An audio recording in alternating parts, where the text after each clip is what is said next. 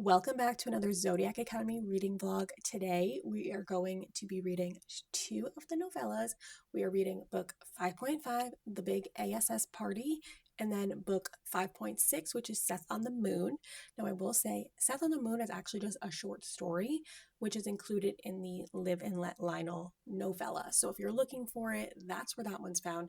But I am combining them because Seth on the Moon is like maybe 15-20 pages. It's really short. And the Big A.S.S. Party is like 90 pages, I think. So figured I would just combine them into one video since they're both pretty quick. But in the reading order I'm following, this is the next two that I told me to read after book 5. So I am filming this intro for full transparency. I'm filming the intro after I've already read them both because I forgot to do it this morning. So that's why I look a little more put together than what you're going to see in the clips. But I think without further ado, we should just get into the reading vlog. Alright, I am in the office reading today because Matt is sleeping upstairs and I don't want to wake him up with my updates and constant talking. But I had to, I could not wait until he left for work, or until he woke up, I should say, to read this book. So I'm reading the novella 5.5, The Big A.S.S. Party. And I'm so excited. Also, I did heatless curls last night and I haven't brushed them out yet. I just quickly finger combed them. So don't judge. Just don't even look at them, okay? Just don't look at them. Okay, right off the bat, I need more Geraldine in the main books. Actually, I need a whole book just on her, not just a novella. I need a full book. And I need her and Max to get together soon because I love their banter. I also just love the way she talks. She's so funny. Justice for Geraldine. Loving this so far. Okay, so basically this novella is following them planning a birthday party for Darcy and Tori. And so Geraldine is walking through the orb. I think she thought she was gonna be the one doing this. I'm not sure. But Max just came up to her and was like, we need your help with the party for the girls. And she's like, what do you mean you guys involved with the party for them? And he says Darius has already started doing all the decorations because he wants to impress Tori, and he also feels like Darcy needs some cheering up. I'm obsessed. This 180 Darius has done in my mind. I'm living for it. I'm obsessed.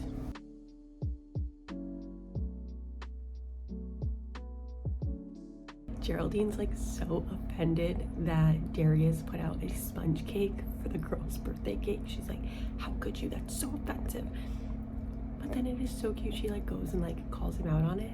And he literally says, well, I had to go at baking and the guys helped. Seth did the icing, but I spread the strawberry filling. And then said, we worked damn hard on that. I made the icing from scratch. I love that she gets upset about the most ridiculous things, but I love that the boys all literally baked a cake for the girls. I love it. I love that everyone hates Mildred, especially Darius, and he's the one who's engaged to her, and she's still just will call him schnookums and act like they're in love. It's the funniest thing because I don't know if she's just trying to convince herself or if she's delusional, but they just found out she's trying to crash the party and he was like, no, we can't. And everyone is working together now to figure out how they're gonna get rid of her, and they're like, should we just dig a hole and bury her? I love that everyone despises this woman. It's the best. And Darius just decided that they're going to build her an ice palace to trap her, and he goes, one ice palace for a wannabe princess coming right up. And then he goes, no one fucks with my girl on her birthday. I love him. You know, for a second there, Lance was my favorite in the series, but now that he's, in prison, Darius is really book 5. He really started turning the tides for himself, and his lines about her are just, they're too good. They are too good.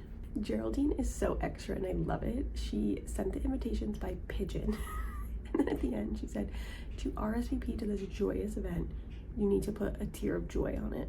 And the boys are like, only she would think people would be crying from happiness over getting invited to this party. I love her. The heirs were instructed to conceal everyone who's at the party hiding, and then when they get a signal to let them all come out and say surprise. So the girls don't know, and they walked in, and Darcy literally is like, thank you so much for like just keeping it small. Like I really, like after everything with Orion, like I cannot handle the stairs. And then Tori goes like, thank Buck for small miracles. Like I'm just sick of everyone staring at us. Like it's so nice just to hang out with our friends. And Caleb just goes, well, this is awkward. The most innocent things in this series are what packed the biggest punch. I can't. Darius is so nice. He gets the girls birthday gifts and he gets them both charm bracelets, and Darcy opens hers and it has charms for her 4 elements, a G charm, an R charm for their names, and the Gemini charm. Tori opens hers. She has the exact same thing, except beside the letter R charm, she has a dragon charm that's made out of rose quartz. And if we remember the scene with Lance, rose quartz means you are like claiming someone as your own, like giving yourself to them in a nice way, not like a I own you way. And it literally says Darius was telling her that he belonged to her and that he wanted her to belong to him in return, even if the stars wouldn't allow that in a physical sense. Just like, oh, I cannot take the heartbreak anymore. I really can't.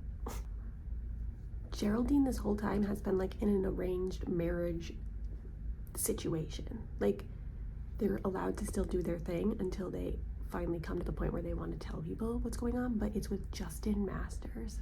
He kind of has like not really been a main character or even a side character. I think there was like one point where he was like kind of into Tori, but he really hasn't come up that much, so I wonder if he'll be more more prominent in the later books. But she just told Max because he asked her if they could like be together, and she's like, I can't. But she made him do a magical bond so he can't tell anyone, and he is pissed. And I'm pissed. I want her to be with Max. I want this Justin guy. Ugh.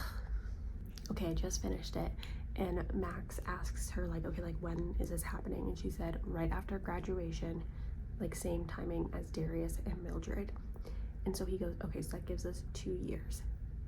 And since like her and Justin said that they can like go out and like meet other people and like sow their wild oats kind of before they're basically forced to be together for a political match, Max is like, give me that time. Like he goes, this is the exact quote. He said, so give me that time, 2 years, 2 years of you and me to fuck and fight and fall in love and be all the things we won't be able to be once you walk down that aisle. Give me that time to try and convince you that that life isn't what you really want. We don't ever have to talk politics. We don't even have to tell anyone if you don't want to. Just let it be me and you, at least for a little while. Because I guess his parents were a political match, and he's like, you're not gonna be happy. And then to end it, he like is thinking to himself, and he goes, I was going to convince her to say yes to my proposal, and then I was going to spend those 2 years making her fall for me so hard that there would be no way in hell that she could ever give me up. Either that, or I was setting myself up to have my heart ripped from my chest and crushed before my eyes. But she was worth the risk, so I was going to take it. Just when I was like, they're the best couple, like I love them, and I was like appreciating that they were like no drama, insert drama. But we're waiting to find out if Geraldine is going to accept this proposal. But the book ended, so I guess I'll find out in book 6. So now officially, everyone is falling apart. No one is being happy right now. This sucks. Honestly, really liked this novella though. I'd probably give this like a 4. Not that like, again, nothing like crazy, like it's literally about a birthday party, but I do feel like we got new information in this book. Like you do need to read this one, I think. Like with Origins of an Academy Bully, I felt like you didn't really need to read that one. It was just giving you a little more insight into things you kind of already knew. This one, you get new information.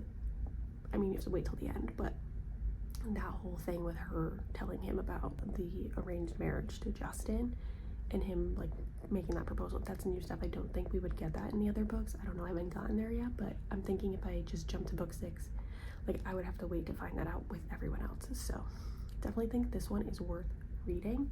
It's like 90 pages, and I would give it 4 stars because we got lots of Geraldine and I love her.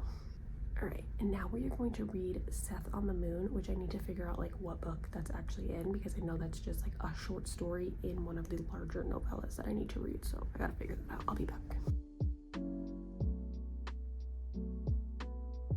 Okay, if you were looking for this story, it's in the Live and Let Lionel novella, and then you just have to scroll to the bottom and click Seth. Apparently there's spoilers in the other one, so just go to the Seth one. But I love this. He goes, Caleb pulled up the car in front of a huge wooden house with a long porch and large glass windows that gave me Twilight vibes. Love this already. I could have eaten Edward Cullen for breakfast, literally and sexually.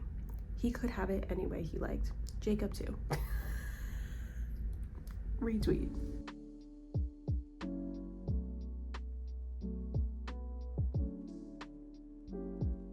I think that was literally like a 10-minute read. It was not that many pages.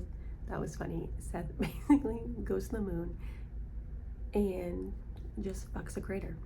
And the guy's like, you're defiling the moon. And he's like, she wanted it. It was just a funny little story of Seth. Nothing crazy. It was cute. But like, did you need it? No. But just cute. And he wrote, I love Cal in the moon. Like, we know he's in love. I liked it. I also forgot to close the video this morning when I finished reading them. So thank you so much for watching. I hope you enjoyed seeing me just continue to go on an emotional roller coaster with our characters. You know, I really thought it was just going to be happy, upbeat, and then we had to be hit with the sucker punch of Geraldine's admission. So we can't have anything good with this series. Cannot have anything good. Hope you enjoyed. Please leave a comment if you are also reading Zodiac Academy, where you're at in the series, what book is your favorite, what are your thoughts. I need to talk to people about it. We need to chat. And then make sure to hit the subscribe button so you can stay up to date anytime I post another Zodiac reading vlog. I am going to be vlogging the rest of the series. So the next video will be Zodiac Academy Book 6, which is Fated Throne. So you don't want to miss that. I'm sure it'll be another roller coaster. And then as always, if you want to like the video, hit the bell, all the things, and I will see you in the next one. Bye.